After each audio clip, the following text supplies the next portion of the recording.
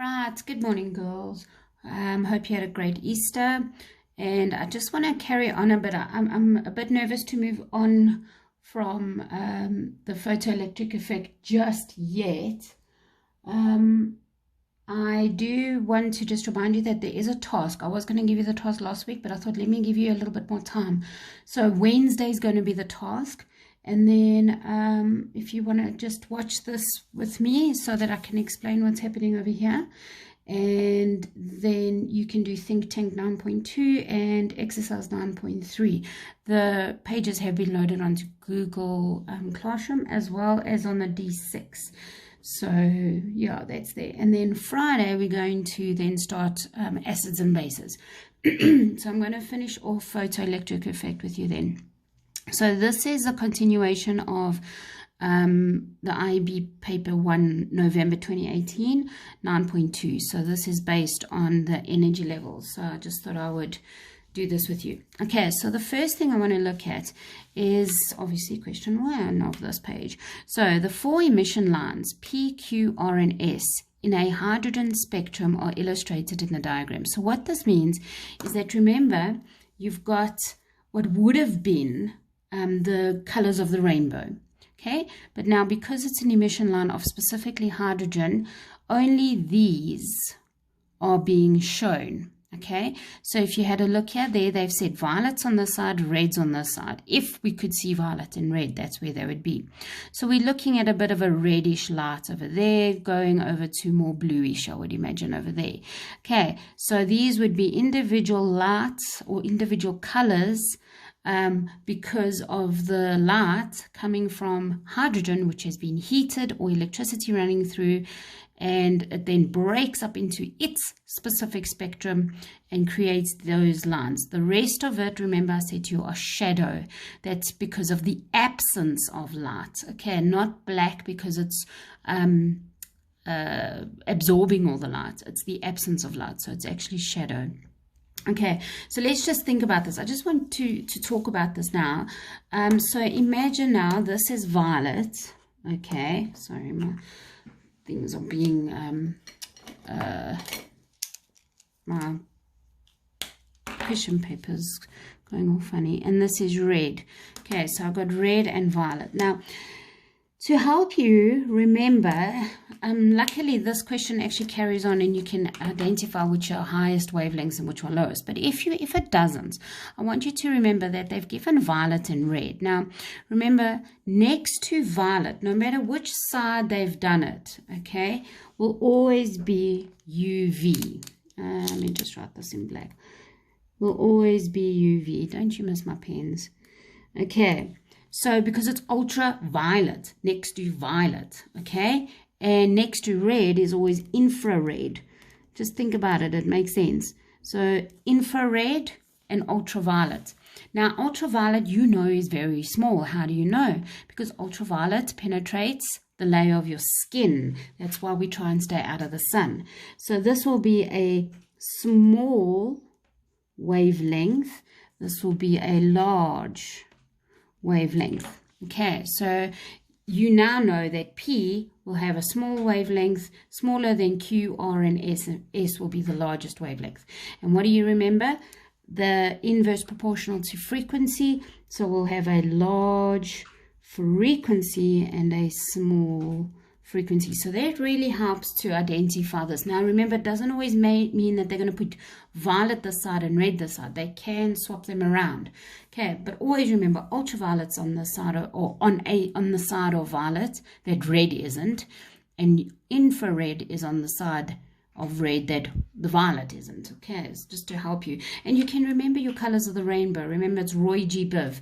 So it'll be red, orange, yellow, green, blue, indigo, and violet. So you know that it goes in that order as well. And just always remember your ultraviolet because that helps you with the small wavelength. Okay, so let's just carry on. So it says the wavelengths of the 4 emission lines are provided. So these individual lights, P, Q, R, and S, have a specific wavelength, okay, and a specific frequency. Okay, so the frequencies associated with these wavelengths are emitted when electrons move from a higher energy level to this energy level. Now, you don't have to know your energy levels off by heart. It's just telling you this. You know that they go from low, up, up, up, up, up, up. And they're just saying, well, this one is at minus 3,4. And then you've got them higher up. Okay.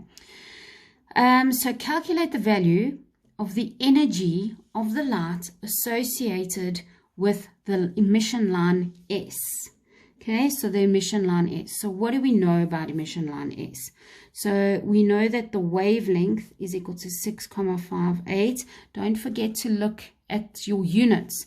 Times 10 to the minus 7 meters. So they gave it to you in meters. Be careful. Oh, sorry, I switched my light off. And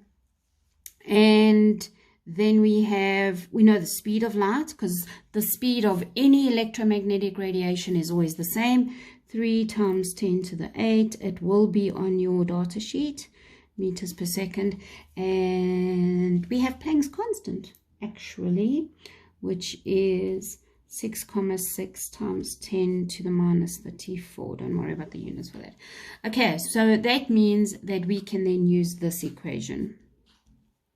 Oh, sorry, it should be a small c over lambda. And 6,6 times 10 to the minus 34 times 3 times 10 to the 8. Please, guys, remember to use that button. Okay, you must use this button, otherwise you're going to get it all confused. Divided by 6,58 times 10 to the minus 7. Okay, and you should land up with 3,0 times 10 to the minus 19, and it's joules.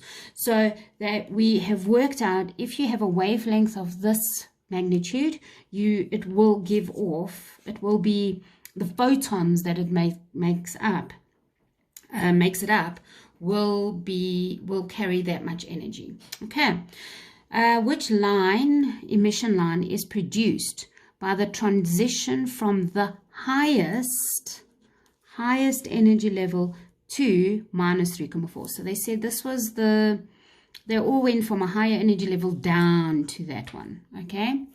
Oh, my cat's here. So okay, stop it. So they all went from a high energy level.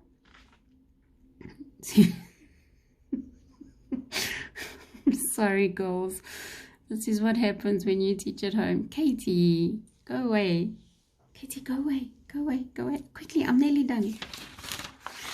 My cooks, no. Okay, so I'm just going to pick her up. Oh, no, Katie, where are you going now? Okay, yes, go to that bed. Okay, right. She's gone, sorry. Okay, so let me restart this question. Which emission line is produced by the transition from the highest energy level to that? Now, emission line is this. Okay, PQRNS. It's set from the highest energy level. Okay, so what does that mean? Highest energy level means that it has the highest energy. Okay, so that could be 1 point. The highest energy level down to that one means it would give off the most amount of energy. Most amount of energy corresponds to the highest frequency. Highest frequency corresponds to the lowest wavelength. Remember, they are inversely proportional. And therefore, it must be the lowest wavelength, which is P, and so your answer is P. If you look at their answer, they said something like the wavelength inversely proportional to the energy difference, therefore the change in energy, therefore the smallest wavelength, line P. Okay, and then state why knowledge of emission line wavelengths is useful to scientists to identify substances. So remember that each element, when when heated or electricity running through it, and when it releases a light, and that light is passed through a diffraction grating or a prism, it will break up into a unique spectrum that is unique to that element. So this one is unique to hydrogen, and so they can then identify substances that are in other substances. Let's say they've got like a powder that they found at a crime scene or something, if we're thinking CSI, and then they put this little powder in a spectrometer, and this will then start to break the wavelengths up, okay, and then they can read and see what elements it's made up of, and then they can maybe tell what it is. Okay, well, that's it. Short and sweet. Please, would you carry on with Think Tank 9.2? And please, please, please, please, please ask me questions. I've got a past paper question for you to do for your task 2. That is going to be for marks. And then we'll start acid and bases on Friday. Love you lots.